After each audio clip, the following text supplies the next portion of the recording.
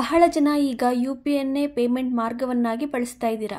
UPI transaction ಅನ್ನು ಬಳಸ್ತಾ ಇರೋರು, ಬಳಸಬೇಕಾಗಿರೋರು ನೋಡಬೇಕಾಗಿರುವಂತಹ ವಿಡಿಯೋ. ಈಗಾಗಲೇ ಫೋನಲ್ಲಿ ಯಾರ್ಯಾರು UPI ಟ್ರಾನ್ಸಾಕ್ಷನ್ಸ್ ಅಂದರೆ ಫೋನ್ಪೇ, ಗೂಗಲ್ ಪೇ ಇವೆಲ್ಲ ಯೂಸ್ ಮಾಡ್ತಾ ಇದ್ದೀರಾ ಅವರೆಲ್ಲ ಗಮನಿಸಬೇಕಾಗಿರುವಂತಹ ಇಂಪಾರ್ಟೆಂಟ್ ವಿಷಯ.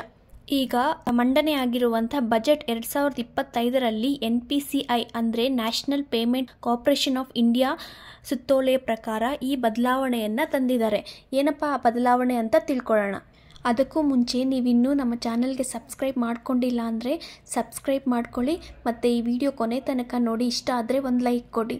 ಯೂಸರ್ಸು UPI ಟ್ರಾನ್ಸಾಕ್ಷನ್ ಐಡಿನ ಕ್ರಿಯೇಟ್ ಮಾಡಬೇಕಂದ್ರೆ ರಿಸ್ಟ್ರಿಕ್ಷನ್ಸ್ ಇರಲಿಲ್ಲ. ಅಂದರೆ ಯೂಸರ್ ಅಲ್ಪನ್ಯೂಮರಿಕ್ ಮತ್ತು ವಿಶೇಷ ಚಿಹ್ನೆಗಳು ಯಾವುದೇ ಥರದ್ದಾದರೂ ಯೂಸ್ ಮಾಡಿಕೊಂಡು ಟ್ರಾನ್ಸಾಕ್ಷನ್ ಐಡಿನ ಕ್ರಿಯೇಟ್ ಮಾಡ್ಬೋದಾಗಿತ್ತು. ಆದರೆ ಈಗ ಹೊರಡಿಸಿರುವಂತಹ ಸುತ್ತೋಲೆ ಪ್ರಕಾರ ಕೆಲವೊಂದು ಬದಲಾವಣೆ ಆಗಿದೆ. ಆ ಬದಲಾವಣೆಗಳ ಪ್ರಕಾರ UPI ಟ್ರಾನ್ಸಾಕ್ಷನ್ ಆಲ್ರೆಡಿ ಎಕ್ಸಿಸ್ಟಿಂಗ್ ಯೂಸರ್ಸಿಗೂ ಬದಲಾವಣೆ ಅಪ್ಲಿಕೇಬಲ್ ಇದೆ.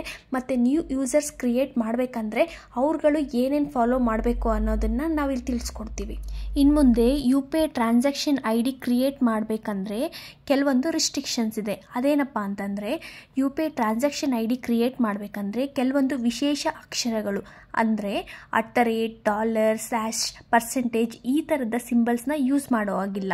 ಮುಂಚೆ ಟ್ರಾನ್ಸಾಕ್ಷನ್ IDs ಅಂದರೆ @YBL ಇದನ್ನೆಲ್ಲ ಕ್ರಿಯೇಟ್ ಮಾಡಬೇಕಂತಂದರೆ ಯೂಸರ್ಸು ವಿಶೇಷ ಅಕ್ಷರಗಳು ಅಂದರೆ ಇಲ್ಲಿ ಮೆನ್ಷನ್ ಮಾಡ್ತಿರೋಂತಹ ವಿಶೇಷ ಅಕ್ಷರಗಳಾದ $, $, % ಇವುಗಳನ್ನೆಲ್ಲ ಯೂಸ್ ಮಾಡಿಕೊಂಡು ಕ್ರಿಯೇಟ್ ಮಾಡ್ಬೋದಾಗಿತ್ತು. ಆದರೆ ಇದಕ್ಕೆಲ್ಲ ಇನ್ಮೇಲಿಂದ ಅವಕಾಶ ಇಲ್ಲ. ಹಾಗಾದರೆ ನೀವು ಇನ್ಮುಂದೆ UPI ಟ್ರಾನ್ಸಾಕ್ಷನ್ ಐಡಿನ ಕ್ರಿಯೇಟ್ ಮಾಡಬೇಕಂದ್ರೆ ಅದರ ಕಾಂಬಿನೇಷನ್ ಯಾವ ಥರ ಇರಬೇಕು ಅಂತಂದರೆ ಟ್ರಾನ್ಸಾಕ್ಷನ್ ಐಡಿಯಲ್ಲಿ ಬರೀ ಅಕ್ಷರ ಮತ್ತು ಸಂಖ್ಯೆಗಳು ಮಾತ್ರ ಇರಬೇಕು. ಅಂದರೆ ಅಲ್ಪನ್ಯೂಮರಿಕ್ ಪ್ಯಾಟ್ರನ್ ಇದ್ದರೆ ಮಾತ್ರ UPI ಟ್ರಾನ್ಸಾಕ್ಷನ್ ಐಡಿನ ಕ್ರಿಯೇಟ್ ಮಾಡೋಕ್ಕೆ ಅಲೋ ಮಾಡ್ತಾರೆ. ಟ್ರಾನ್ಸಾಕ್ಷನ್ ID ಎಕ್ಸಾಂಪಲ್ ಯಾವ ಥರ ಇರಬೇಕು ಅಂತಂದರೆ ಅದು ನಿಮ್ಮ ಹೆಸರು ಮತ್ತು ಅದ್ರ ಜೊತೆ ಯಾವುದಾದ್ರೂ ನಂಬರ್ಸ್ನ ಯೂಸ್ ಮಾಡ್ಬೋದು.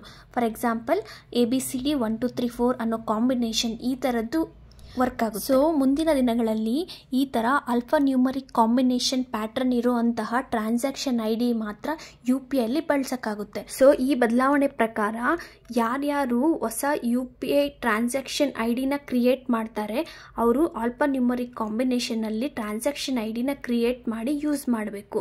ಹಾಗಾದರೆ ಈಗಾಗಲೇ ಇರುವಂತಹ UPI ಟ್ರಾನ್ಸಾಕ್ಷನ್ IDs ಅದಕ್ಕೆ ಯಾವುದೇ ವಿಶೇಷ ಅಕ್ಷರನ ಯೂಸ್ ಮಾಡ್ಕೊಂಡು ಟ್ರಾನ್ಸಾಕ್ಷನ್ ಐಡಿನ ಕ್ರಿಯೇಟ್ ಮಾಡಿದರೆ ಅವ್ರಗಳ ಪರಿಸ್ಥಿತಿ ಏನು ಅಂತ ತಿಳ್ಕೋಬೇಕು. ಈಗಾಗಲೇ ಇರುವಂತಹ ಎಕ್ಸಿಸ್ಟಿಂಗ್ ಯೂಸರ್ಸ್ ಟ್ರಾನ್ಸಾಕ್ಷನ್ ಐಡಿಯಲ್ಲಿರುವಂಥ ಚಿಹ್ನೆಗಳು ಅದೆಲ್ಲ ಈಗ ವರ್ಕ್ ಆಗುತ್ತಾ ಇಲ್ಲ ಏನು ಅನ್ನೋದ್ರ ಗೊಂದಲ ಇದ್ದೇ ಇರುತ್ತೆ. ಅದರ ಪರಿಹಾರಕ್ಕಾಗಿ NPCI ಅಂದರೆ national payments corporation of India ಅವ್ರಗಳಿಂದ UPI ಸಂಸ್ಥೆಗಳಿಗೆ ಕೆಲವೊಂದು ಇನ್ಸ್ಟ್ರಕ್ಷನ್ಸ್ನ ಕೊಟ್ಟಿದ್ದಾರೆ. NPCI ಕೊಟ್ಟಿರುವಂತಹ ಇನ್ಸ್ಟ್ರಕ್ಷನ್ಸ್ ಪ್ರಕಾರ ಈಗ UPI ಸಂಸ್ಥೆಗಳೇ ಐಡಿನ ಕ್ರಿಯೇಟ್ ಮಾಡ್ತಾರಾ ಇಲ್ಲ ಅಂತಂದರೆ ಎಕ್ಸಿಸ್ಟಿಂಗ್ ಯೂಸರ್ಸ್ಗೆ ಅದನ್ನು ಮಾಡಿಫೈ ಮಾಡ್ಕೊಳ್ಳೋ ಅಂತಹ ಆಪ್ಷನ್ ಕೊಡ್ತಾರಾ ಅನ್ನೋದ್ರ ಬಗ್ಗೆ ಇನ್ನೂ ಕಾದು ನೋಡಬೇಕಾಗಿದೆ. ಈಗ ಎಕ್ಸಿಸ್ಟಿಂಗ್ ಯೂಸರ್ಸ್ ಟ್ರಾನ್ಸಾಕ್ಷನ್ ಐಡಿಯಲ್ಲಿ ಯಾರ್ಯಾರ್ದು ಸ್ಪೆಷಲ್ ಕ್ಯಾರೆಕ್ಟರ್ಸ್ ಅಂದರೆ ವಿಶೇಷ ಅಕ್ಷರಗಳಿದೆ ಅವ್ರಗಳ ಟ್ರಾನ್ಸಾಕ್ಷನ್ ಹೇಗೆ ಮಾಡಬೇಕು, ಟ್ರಾನ್ಸಾಕ್ಷನ್ ಮಾಡಿದ್ರು ಏನು ಪ್ರಾಬ್ಲಮ್ ಆಗುತ್ತೆ, ಈ ಎಲ್ಲ ಕನ್ಫ್ಯೂಷನ್ಸ್ಗೆ ನಮ್ಮ ಚಾನಲಲ್ಲಿ ಆದಷ್ಟು ಬೇಗ ಅದರ ಪರಿಹಾರನ ತಿಳಿಸ್ಕೊಡ್ತೀವಿ. ಇದ್ರ ಬಗ್ಗೆ ಹೆಚ್ಚಿನ ಇನ್ಫಾರ್ಮೇಷನ್ ನೀವು ತಿಳ್ಕೋಬೇಕು ಅಂತಂದರೆ ನಮ್ಮ ಚಾನಲ್ ನೋಟಿಫಿಕೇಷನ್ ಬೆಲ್ನ ಆನ್ ಮಾಡಿಕೊಂಡ್ರೆ ನಾವು ವಿಡಿಯೋ ಹಾಕಿದ ತಕ್ಷಣ ನಿಮಗೆ ನೋಟಿಫೈ ಆಗುತ್ತೆ.